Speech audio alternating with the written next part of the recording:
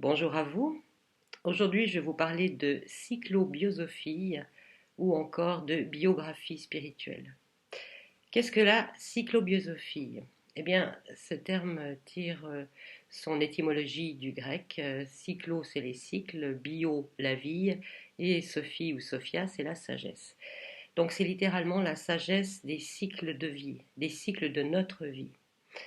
Nous naissons tous un jour et nous allons, à partir de notre naissance, suivre une évolution qui va passer à travers un certain nombre de stades, qui sont des stades obligés en ce qui concerne les stades biologiques, hein, le fait de se lever, de marcher, de commencer à parler et d'être capable de dire je, c'est-à-dire de se distinguer des autres, d'aller à l'école, d'apprendre à utiliser notre mental, notre pensée, et puis de passer par la puberté jusqu'à peu près à l'âge adulte, qu'on considère être vers la vingtaine. Pour les Romains, l'âge adulte était plutôt vers la 29e, 30e année, parce qu'on considérait qu'il fallait tout ce temps pour que la personnalité vraiment se forme. C'est pas illogique parce que c'est lié au cycle de Saturne et Saturne est le cycle de la structure. Le cycle, la planète elle-même met à peu près 29 ans pour faire le tour du zodiaque et notre coccyx, notre sacrum, les derniers os du sacrum ne se soudent que vers la 29e année et la planète Saturne est également le maître des os et du squelette. Donc on voit qu'il y a un parallèle entre Saturne, ses 29 ans, et le fait d'avoir une personnalité qui soit vraiment née dans le monde. De ce point de vue-là, on peut considérer que entre notre naissance et notre 30e année, on acquiert finalement les capacités de nous débrouiller dans la vie. Donc on naît à la vie biologique.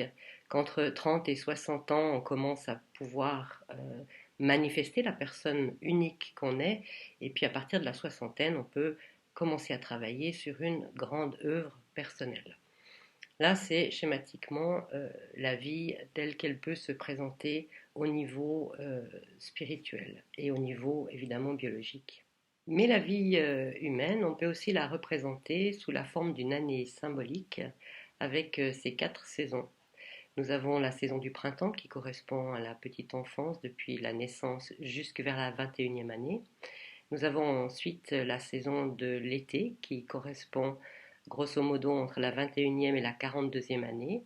Nous avons ensuite la saison de l'automne qui s'étend de la 42e jusque vers la 56e, 63e année à peu près. Et nous avons enfin la saison de l'hiver qui s'étend de 60-63 ans jusqu'à la fin de notre vie. Et ces 4 saisons-là ont leur raison d'être, puisque quand nous arrivons sur Terre, dans un corps humain, eh bien, nous devons déjà apprendre à le maîtriser. C'est ce que fait le petit enfant entre sa naissance et sa 7e année à peu près, où il apprend à maîtriser son corps physique, il découvre le monde. Cet enfant, ce petit enfant, durant ses 7 premières années, fait cette expérience du monde et acquiert ainsi la maîtrise de son corps physique. Nous avons ainsi des étapes de vie obligées, qui sont celles du petit enfant, entre 0 et 7 ans, qui apprend à maîtriser son corps physique, entre 7 et 14 ans, qui va apprendre à expérimenter ce que c'est que la pensée, à maîtriser un début de maîtrise de pensée, hein, c'est là qu'on va à l'école, qu'on est éduqué, et de 14 à peu près jusque vers 21 ans, là il s'agit de la maîtrise du sentiment, de la vie des émotions. Donc ça c'est des passages obligés que tout le monde vit, parce que bien évidemment, il faut apprendre à utiliser son corps physique, à utiliser sa pensée, à utiliser son sentiment, sans se laisser emporter par des émotions, par des sympathies et des antipathies. Donc ces 21 premières années de la vie sont vraiment consacrées à l'apprentissage du monde et de la personnalité. Mais ça ne s'arrête pas là. Là, on est vraiment qu'au tout début. Et à partir de 21 ans, entre 21 et 42 ans, il est suggéré à l'être humain d'apprendre à dominer ses outils, à les maîtriser en fait.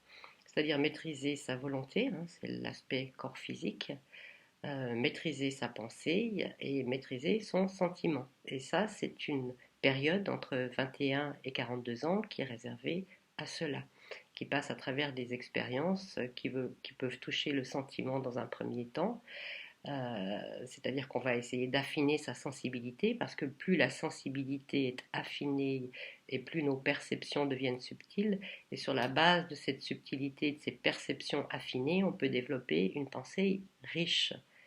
La pensée et le sentiment doivent fonctionner idéalement ensemble, et la pensée qui vient idéalement se construire, alors en cyclobiosophie, c'est entre la 28e et la 35e année, grâce aux perceptions qui proviennent du sentiment, on devient capable de penser par soi-même en remettant en question les valeurs qu'on a pu apprendre, les croyances qui sont issues de notre milieu familial, de notre religion si on en a une, de l'éducation qu'on a reçue, et se forger sa propre opinion, donc sa propre pensée. C'est quelque chose qui intervient pas avant entre 28 et 35 ans.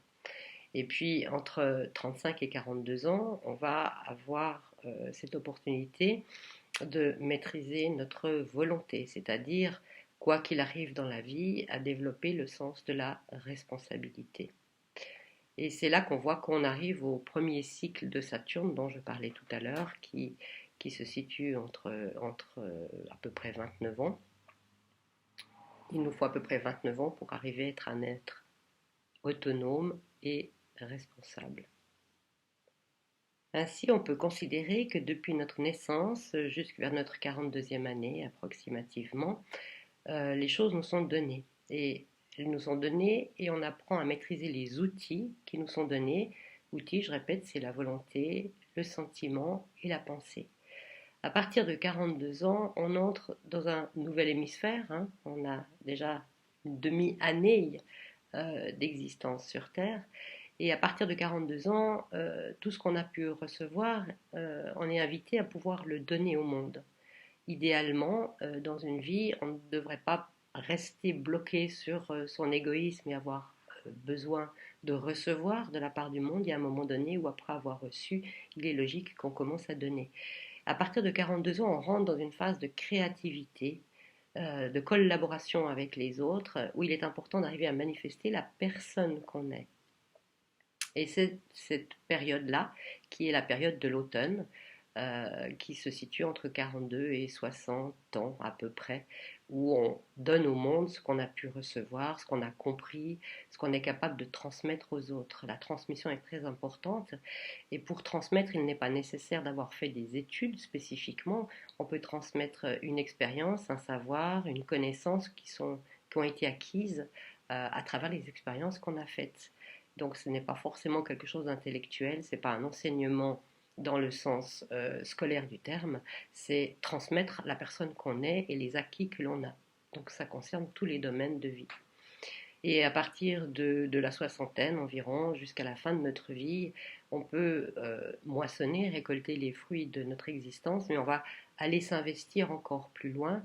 On va avoir envie de contribuer vraiment à notre société et à transmettre à un autre niveau à ce moment-là des impulsions qui sont tournées vers l'avenir et vers l'espérance. Parce que à partir de la soixantaine, c'est vrai que vers 63, 64, 65 ans, on met les gens à la retraite, mais ce moment de retraite est un moment bénéfique parce qu'il permet aux gens qui sont dégagés de l'obligation de travailler de pouvoir transmettre ce qui leur tient vraiment à cœur et de pouvoir œuvrer à des projets qui sont souvent des projets collectifs, de stimuler des gens beaucoup plus jeunes, de manière à apporter des impulsions plus spirituelles dans le monde.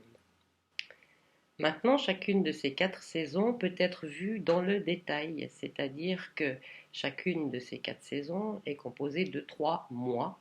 On va rester dans cette image d'une année spirituelle, c'est beaucoup plus facile pour arriver à comprendre ce que c'est que la cyclobiosophie. Et chacun de ces mois vaut 7 ans, 7 années.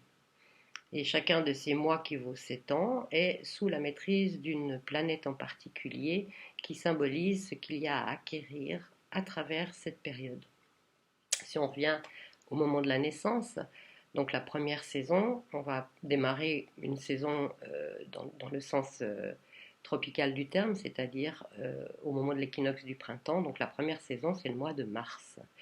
Et le mois de mars, c'est celui de l'enfant entre 0 et 7 ans qui, comme je l'ai dit tout à l'heure, apprend à maîtriser sa volonté et son corps physique. Et il est sous la régence de la Lune.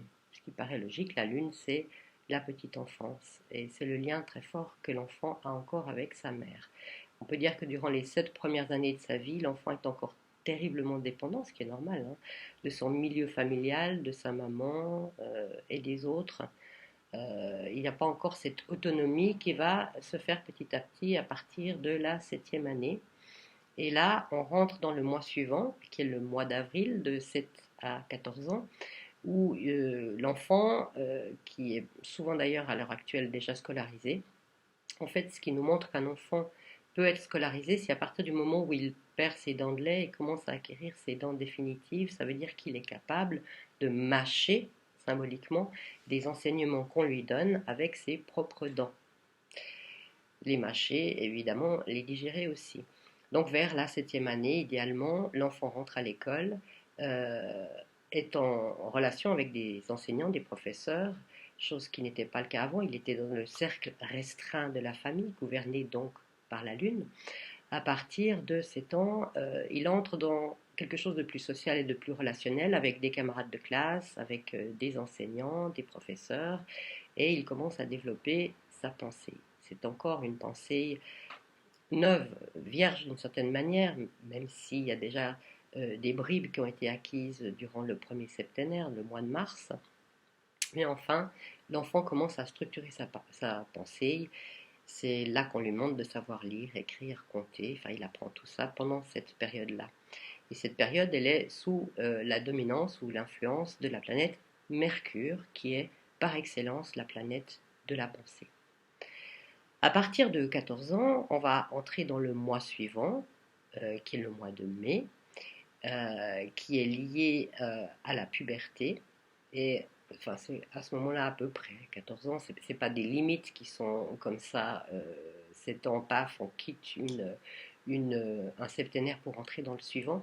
Mais en fait, on se rend compte qu'aux alentours de 14 ans, il y a quelque chose qui change avec le passage à la puberté, justement, et où, ben voilà, il y a cette tempête de la puberté, cette quête de l'identité, cette quête de valeur aussi, qu'est-ce que j'aime pas. C'est la période aussi des grandes passions, des grands amours, des grands idéaux. Et toute cette période-là, du mois de mai, elle est sous l'influence de la planète Vénus. La planète Vénus, c'est la planète de la relation par excellence. Et donc, il y a cette découverte aussi du sentiment, de la sympathie, de l'antipathie. Donc, toute une période qui est propice aux rencontres, aux émois amoureux, au début de la vie affective à proprement parler. C'est pas une période qui est très facile à vivre, c'est peut-être une des périodes les plus difficiles de la vie humaine, mais enfin, voilà, c'est pendant cette période-là qu'on va développer plus de sensibilité, de perception du monde aussi. Il y a ce besoin d'être à la fois autonome et en même temps une tentative d'essayer de s'individualiser. J'aime, j'aime pas, je suis dans la rébellion, je suis dans la quête de l'amour de l'autre, que ce soit les parents ou un petit ami, un petit copain. Toute cette période est importante pour forger le sentiment. Et là, on arrive à la fin du premier mois, à la fin pardon, de la première saison, à la fin du printemps, et on va rentrer dans la période de l'été. L'évolution continue tout le temps, tout au long de notre vie. Hein. C'est pas parce qu'on a son diplôme, son bac, son CFC, sa formation professionnelle, que maintenant c'est bon, on est construit une fois pour toutes. Non, ces outils qu'on vient juste en fait de découvrir, que sont la volonté, le sentiment et la pensée. Eh bien, il va falloir les travailler et apprendre à s'en servir, pas simplement les avoir découverts, mais ne pas être identifié, par exemple au niveau du sentiment, à ses sympathies, antipathies. C'est la grande difficulté d'arriver à passer au-delà euh, de ce que j'aime, j'aime pas, parce que si on n'aime pas quelque chose, on ne peut pas le connaître. Euh, et si on ne connaît pas quelque chose, on ne peut pas l'aimer, ça va ensemble. Donc toute la le premier mois de cette saison de l'été va être consacré à la maîtrise du sentiment, à développer des perceptions affinées. Et cette période, donc, qui va de 21 à 28 ans, elle est également sous la maîtrise de la planète Vénus, mais avec en arrière-fond le Soleil. Le Soleil représente l'individualité. C'est vraiment cette capacité de rayonner la personne que l'on est. Donc entre 21 et 28 ans, il y a tout un travail, on est encore beaucoup dans le sentiment, mais on commence à se décoller un petit peu de non j'aime pas, à faire preuve d'un petit peu plus de discernement. C'est une période qui est idéale pour développer toutes les activités artistiques, la relation avec la nature aussi, qui permet d'avoir un certain détachement par rapport à nos émotions.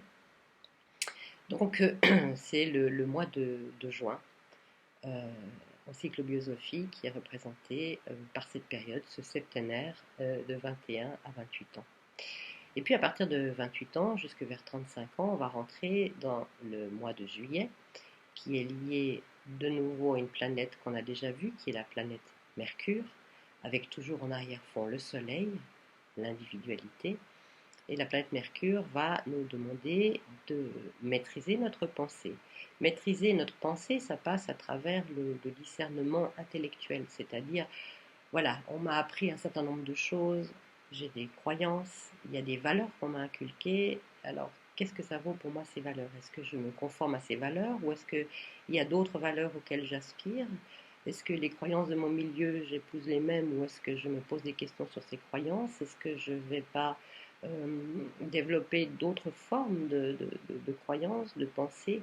Donc il y a tout ce travail de la pensée qui se fait entre 28 et 35 ans qui permet de développer une pensée qui soit le plus individualisée possible. C'est-à-dire on se pose des questions sur le monde, on se pose des questions sur soi-même, on essaie de discerner et d'avoir ainsi une opinion qui nous soit personnelle. Ça c'est le mois de juillet. Et puis à partir de 28 ans on va rentrer dans la saison d'août, qui est la saison qui est liée à notre volonté, qui est gouvernée, alors toujours en arrière-fond par le Soleil, mais par la planète Saturne.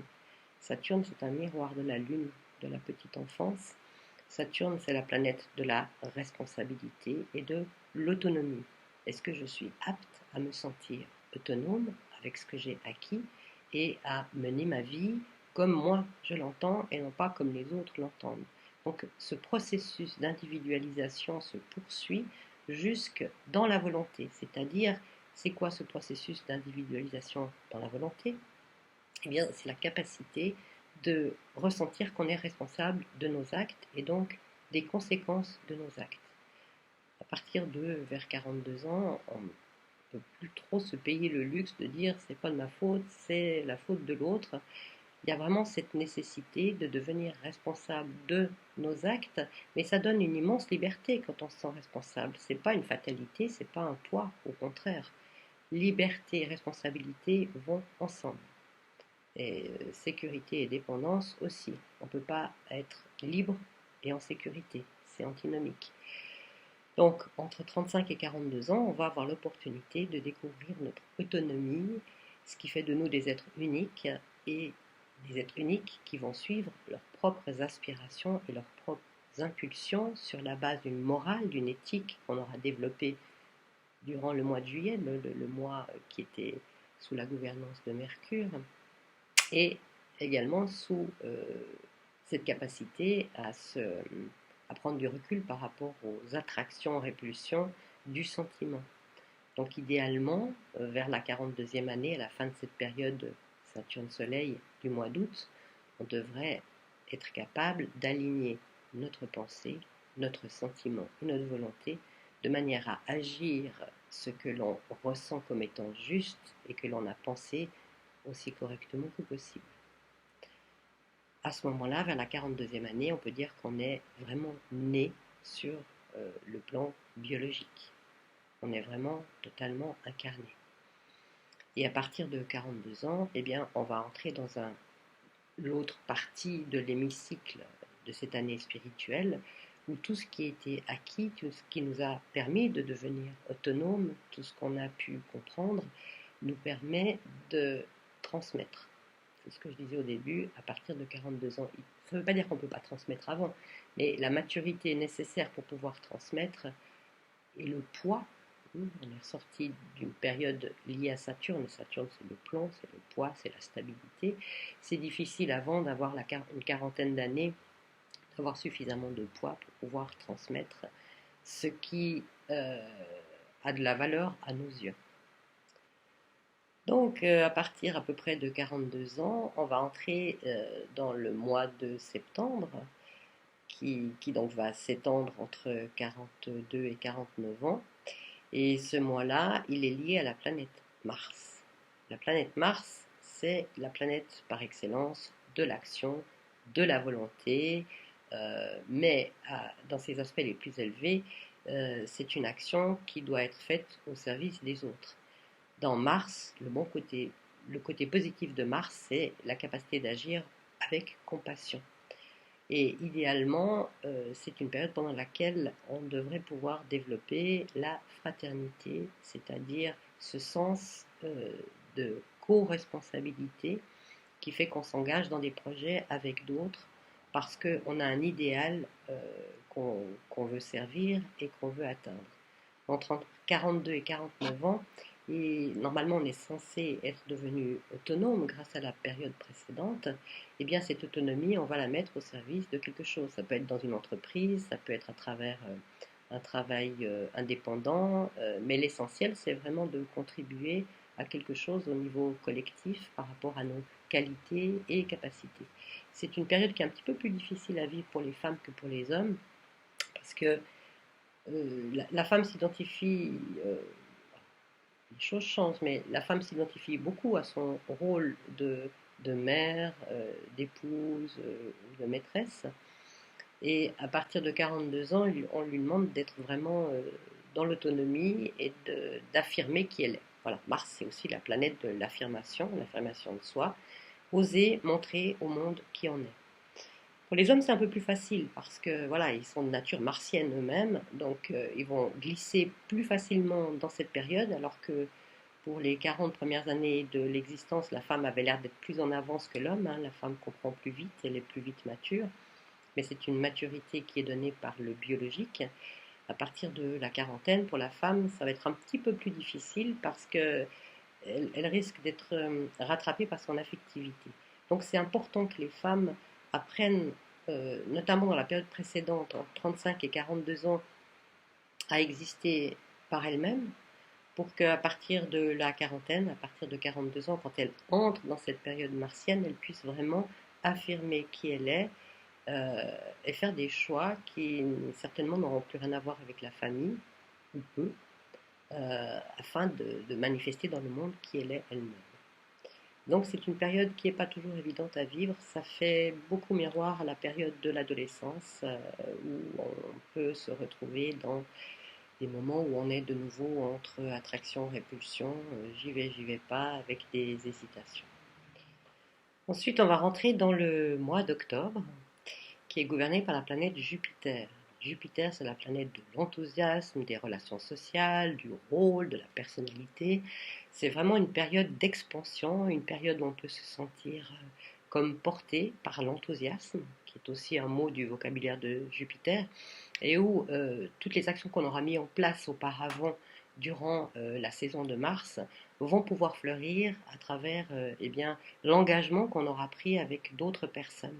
C'est aussi une période idéale pour soutenir des projets parce qu'on a beaucoup d'énergie, on a un certain impact social à partir de 49 ans jusqu'à 56-60 ans, donc c'est cette période de Jupiter où les choses paraissent beaucoup plus faciles.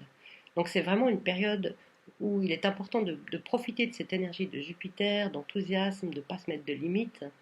Il peut y avoir des voyages, il peut y avoir aussi d'intérêt pour d'autres connaissances, et cet aspect de transmission qui est encore plus fort dans la période de Jupiter, puisque par excellence, Jupiter, c'est l'enseignant.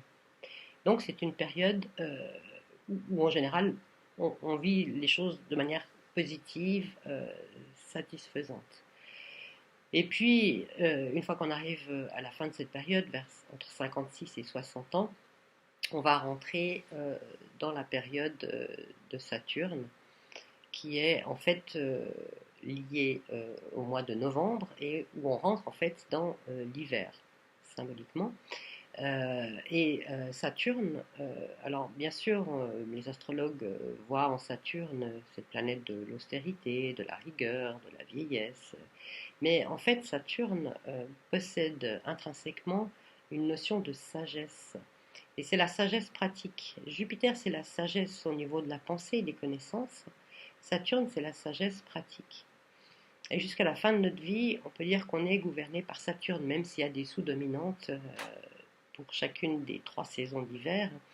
Saturne, c'est vraiment cette notion de sagesse pratique, c'est-à-dire tout ce qu'on a acquis dans le sens d'agir, d'action, d'être dans le monde, de construire d'une manière ou d'une autre, c'est lié à la planète Saturne. C'est vraiment la connaissance concrète et la transmission de connaissances concrètes.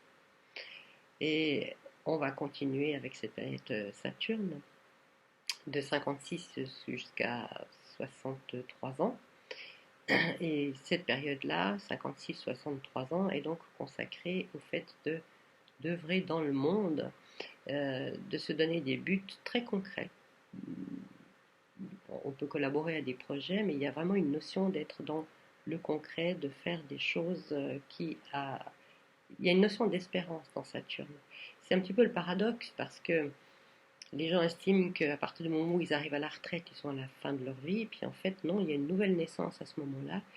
Et quand on a la soixantaine et plus, il est très important de pouvoir œuvrer pour les générations futures, donc de cultiver l'espérance. Maintenant, à partir de là, tout dépend comment on a vécu sa vie. C'est vrai que si on a toujours été plutôt tourné vers son nombril, la vieillesse, la maturité, on va l'appeler comme ça, risque d'être un petit peu difficile, surtout si on est complètement identifié à son corps physique, puisque le corps vieillit inévitablement, et qu'on n'a pas développé cette conscience spirituelle de n'être pas que notre corps physique. Ceci explique que certaines personnes, en vieillissant, tombent dans la sénilité et développent certaines maladies comme Alzheimer. En fait, c'est un manque de curiosité et d'ouverture au monde et de conscience spirituelle. Si on reste conscient jusqu'à la fin de sa vie de cet élément de spiritualité, qu'on est un être spirituel, on peut vieillir. Alors ben, un petit bobo, bien sûr, c'est inévitable, mais on peut vieillir en restant heureux, joyeux, gai, avec de l'espérance, avec des enthousiasmes, avec l'envie de s'engager pour des nouveaux projets, même si on ne verra pas l'aboutissement de ceux-ci. Et c'est ça qui fait la beauté de cette période-là, c'est qu'il y a du détachement. Saturne, c'est la planète du détachement aussi, qui nous permet d'œuvrer avec sérénité et d'apporter aux plus jeunes de l'espérance et de savoir que si on est là, on peut apporter ce qu'on est et donner ses impulsions pour un monde qu'on souhaite meilleur, bien sûr. Maintenant, et sans rentrer dans les détails, cette année spirituelle humaine, qui est divisée donc en 12 saisons, eh bien, c'est un rythme global pour tout le monde, mais qui peut être individualisé en fonction du thème natal de chaque personne. Et c'est là où la cyclobiosophie devient intéressante, parce que même si nous avons tous les mêmes défis à certains âges, il y a des choses à développer, il y a des choses à comprendre, il y a des choses à maîtriser, la manière dont on va le faire, les outils qu'on a à disposition et les obstacles éventuels vont être différents d'une personne à l'autre. Et cette différence est inscrite dans le thème natal. Ce n'est pas une fatalité. Un thème natal ne représente en définitive pas le futur, mais le passé. C'est-à-dire, il nous montre tel qu'on arrive avec nos potentiels. Mais un thème natal ne va jamais nous dire si on va utiliser nos outils, donc notre libre arbitre. Ça, c'est quelque chose qui se fait au cours de la vie. Il y a des événements qu'on va rencontrer qui sont prévus, mais ce qu'on fait des événements, ce qu'on fait des rencontres, ne dépend que de nous, de notre propre libre arbitre. C'est là où la cyclobiosophie devient extrêmement intéressante et utile, c'est que grâce à elle, on peut voir où sont les défis, les plus grands défis, où sont les meilleurs outils, et ça permet ainsi d'individualiser notre parcours et de comprendre ce parcours, de développer de plus en plus notre libre arbitre, notre autonomie, notre créativité et finalement la joie de vivre. Parce que quand on se sent un individu autonome et créateur, eh bien la vie est belle. Même si on vit une période en ce moment qui n'est pas très facile, la vie est belle et la vie est bonne. Donc les obstacles qu'on peut rencontrer sur notre chemin sont l'opportunité d'aller toujours plus haut et plus loin, parce que c'est grâce à ces obstacles qu'on va découvrir qui on est. J'ai une notion des obstacles, moi je les appelle les bornes sur le chemin. Quand on se confronte à un obstacle, à quelque chose qui ne va pas, que les choses ne vont pas comme on voudrait, ça nous oblige à une remise en question. Et cette remise en question, en général, nous fait aboutir à découvrir des capacités, des ressources qu'on ignorait posséder. Donc les obstacles sont des bornes, sont des aides, et c'est pas du tout quelque chose qui veut nous empêcher de l'avant, c'est quelque chose d'aller de l'avant, c'est quelque chose qui nous dit oh oh, tu peux faire mieux. Donc les cours, la formation que je propose en cyclobiosophie est une formation assez complète, mais assez facile à comprendre et à intégrer. Ça c'est peut-être important pour les gens à qui l'astrologie ferait peur. Il ne s'agit pas de faire de savants calculs, maintenant on a des ordinateurs, ça nous facilite beaucoup les choses. Quand j'ai commencé l'astrologie, je devais monter manuellement les thèmes à la main, calculer le pas des planètes, comment elles se déplaçaient. Tout ça, maintenant, on a des ordinateurs et merci, c'est quand même beaucoup plus facile, ça prend beaucoup moins de temps. Donc, c'est une astrologie très, très simple, c'est une astrologie de l'être universel, c'est une astrologie qui permet de comprendre avec des mots-clés, avec des exemples très concrets, ce que sont chacune des planètes, ce que sont chacun des signes, ce que sont les aspects et les maisons, de manière à pouvoir décrypter pour soi et pour les autres le chemin de vie de chacun avec les défis, les obstacles et les outils que chacun a à disposition. Cette formation va vous permettre de comprendre et de revivre des moments de votre passé, de vraiment comprendre ce qui aurait pu ne pas l'être à ce moment-là. Et elle va aussi vous permettre de vous situer par rapport où vous en êtes maintenant et d'avoir des projections sur l'avenir, ce qui vous sera possible de développer par la suite, quels sont les meilleurs moments, quels sont les meilleurs outils que vous avez à disposition. Donc c'est vraiment une formation complète qui va vous amener une ouverture, une très grande ouverture sur le monde et sur les autres. Elle est utile, cette formation, pour vous-même, bien sûr, mais elle est aussi utile pour les autres. C'est-à-dire que si vous êtes enseignant, si vous êtes thérapeute, si vous êtes médecin ou psychiatre, le fait d'avoir ces connaissances-là vous permet très rapidement de pouvoir cerner où la personne en est, quels sont ses défis en fonction de la saison dans laquelle elle se trouve et en fonction des positions planétaires du thème de naissance et de ce qu'on appelle les transits. Je ne vais pas aller plus loin par rapport à ça parce que ça ferait trop de choses à expliquer dans cette vidéo, mais je peux vous promettre que si vous suivez cette formation, c'est quelque chose que vous allez acquérir très facilement, aisément, et que vous allez y prendre surtout beaucoup de plaisir. Donc il y aura au cours de cette formation toute une partie théorique, bien sûr, mais il y aura beaucoup de pratiques sur votre thème, sur le thème de personnes proches, sur le thème de personnes connues, parce que ça vous permettra ainsi de bien saisir toute la profondeur de la cyclobiosophie et d'en faire un outil qui vous ouvre complètement à tous les possibles, nos limites, comme on dit. Voilà, j'espère que cette présentation vous a donné envie de découvrir la cyclobiosophie et n'hésitez pas à me contacter sur mon site et j'aurai grand plaisir à vous rencontrer.